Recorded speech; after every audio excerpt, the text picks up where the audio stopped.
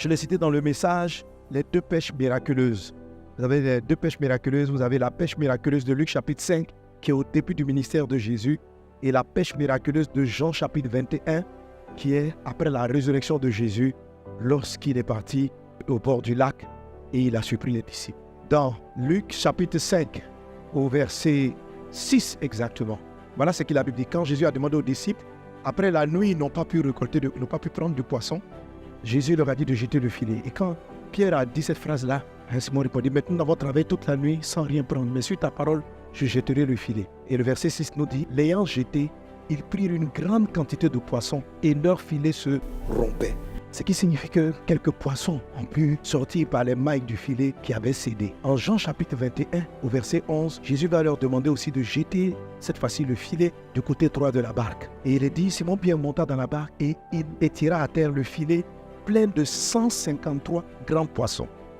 Et le texte dit, et quoi qu'il y en eût tant, le filet ne se rompit point. Amen. En fait, il est en train de vouloir dire que, logiquement, avec la quantité de poissons et la taille des poissons qui étaient dans le filet, pour eux qui sont des experts, qui connaissent la qualité de leur filet aurait dû se rompre. Mais les filets ne se sont pas rompus comme la première fois. Autrement dit, aucun poisson n'a pu s'échapper dans le deuxième miracle de débordement de poissons. Est-ce qu'on est ensemble? Donc, il y a des débordements de grâce où les poissons s'échappent. Ça veut dire qu'il y a des choses qu'on laisse passer et on n'arrive pas à prendre la totalité des grâces que Dieu nous envoie. Et il y a une autre visitation de Dieu où, malgré la abondance, rien ne tombe par terre, les choses s'accomplissent. Alléluia. Les disciples disent, logiquement, le filet aurait dû se rompre, mais il ne s'est pas rompu.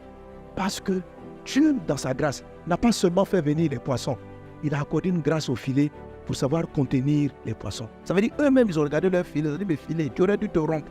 Le filet dit, quelque chose m'a visité et j'aurais dû laisser passer des poissons. Dans la première visitation des poissons de débordement, les filets ont rompu. La grâce n'a pas visité le filet. Le texte que j'ai lu, 2 Corinthiens, chapitre 9, il dit, Dieu peut vous combler de toutes sortes de grâces. Ça veut dire en fait qu'il y a différentes sortes de grâces. Amen. C'est une grâce qui fait venir beaucoup de poissons. C'est aussi une grâce qui te permet de garder tous les poissons. Alléluia. Les disciples, dans les 2 cas, n'ont pas fait une prière particulière pour leurs filets. Ils ont simplement constaté qu'à un moment donné, les filets ont tenu. La première fois, les filets n'ont pas tenu. Je prie dans le nom de Jésus que tu reçoives toutes sortes, les différentes sortes de grâces. Qu'il en soit ainsi, dans le nom de Jésus. Tu as besoin de la grâce pour gérer ce que Dieu s'apprête à faire. Sinon, il y a des choses que tu peux faire. L'apôtre Paul dit, 1 Corinthiens, chapitre 15, verset 10. Par la grâce de Dieu, je suis ce que je suis. Paul parle d'une grâce qu'il a fabriquée. Toutes les grâces ne sont pas là pour obtenir. Il dit, la grâce de Dieu a fait de moi l'homme que vous voyez que je suis. C'est-à-dire, il y a la grâce qui développe en vous des capacités que seul le ciel peut faire. Alléluia. Et on a besoin de cette grâce. Il faut que tu aies la grâce pour avoir la vie de prière dont tu as besoin. Ce n'est pas par ta propre force. Que la grâce surabonde sur ta vie de prière. Il faut que Dieu te donne la grâce, sinon tu ne vas plus prier. La Bible ennuie les hommes naturels. Amen. Dis, j'ai besoin de ta grâce pour aimer la parole, afin que quand je la lis, je sois enthousiaste. Dieu va te donner la grâce de l'amour de la parole.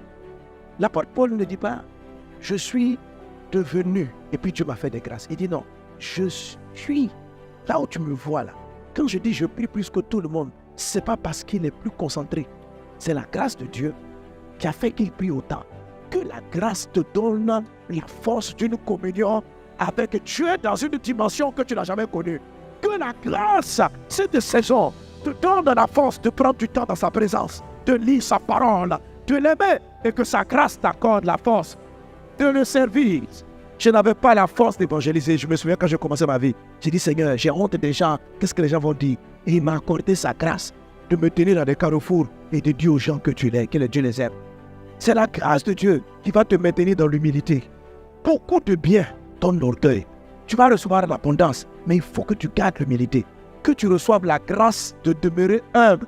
Quel que soit ce que tu auras, quels que soient les milliards que tu connaîtras, quels que soient les biens que Dieu mettra dans ta main, que Dieu t'accorde la grâce que ça ne te change pas, que Dieu t'accorde la grâce que tu restes humble, que tu ne deviennes pas un homme compliqué, une femme compliquée. Non, que la faveur de Dieu soit sur toi, que Dieu ne regrette pas de t'avoir béni en surabondance, que Dieu soit content parce qu'il ne peut pas perdre son fils, il n'a pas perdu sa fille. L'abondance, les nombreuses voitures que tu as, les voyages que tu fais ne t'ont pas changé.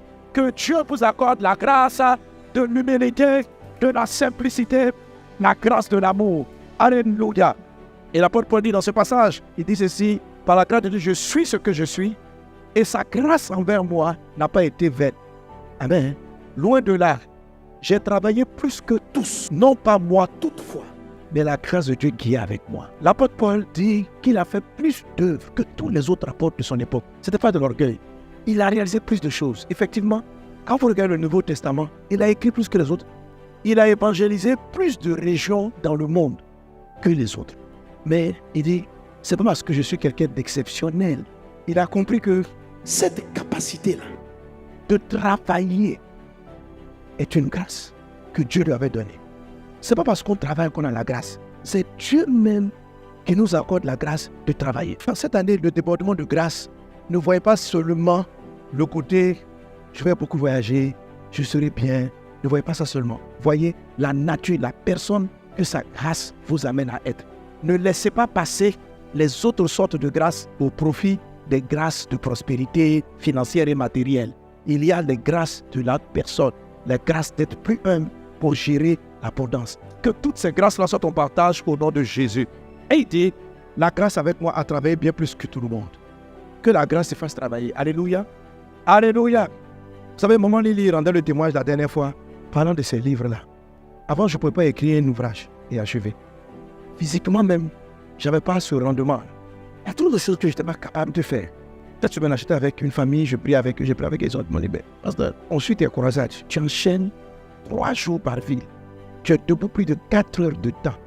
Et je danse Koto Dieu où on pompe là. Je fais des pots. Je danse à Zouzé. Je prêche, je bouge. 4 heures de temps, pas un jour. 2 jours. Le lendemain matin, j'ai fait un séminaire avec les pasteurs. 4 heures, j'enseigne. Je me repose quelques minutes et puis je vais faire la croisade. Et puis je suis frais. Et puis quand on a fini, le week-end, j'arrive au culte. Et je me sens très bien. Amen.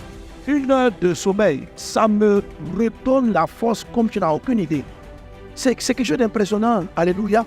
Mais malgré tout ce programme-là, j'ai écrit aussi. 4 ans, j'ai écrit un livre de près de 200 pages tous les mois. J'écris. C'est pas quelqu'un qui écrit. Amen. Quand l'apôtre Paul dit, j'ai travaillé plus que tous, et puis il dit, non pas moi, mais la grâce de Dieu qui est avec moi, en fait, il savait de quoi il parle. Quand je lis, je le comprends. Il existe une grâce qui vous donne des capacités et d'avoir des résultats. Toi, tu sais que ce n'est pas normal. Et quand j'ai réalisé ce qu'on appelle la grâce, l'apôtre Paul dit, je puis tout par celui qui me fortifie. Le don de la grâce va vous amener à réaliser des choses. Cette année, c'est une année de débordement de grâce. Mais ce que je vais vous expliquer par cette prière, ne vous focalisez pas seulement sur le débordement de grâce à prendre, mais le débordement de grâce qui vous forme, qui vous forge, qui vous enseigne, qui vous amène à être des personnes. Il y a la grâce dans ce sens-là. Il y a la grâce qui fait que tu vas travailler puis tu arrives, tu n'es pas fatigué. Il y a la grâce qui fait que tu t'organises. Il y a la grâce qui te donne de la sagesse, de la gestion de ton temps. La grâce fait ça. La grâce te dit quand te taire. La grâce te dit quand te déplacer. La grâce te dit aujourd'hui reste à la maison.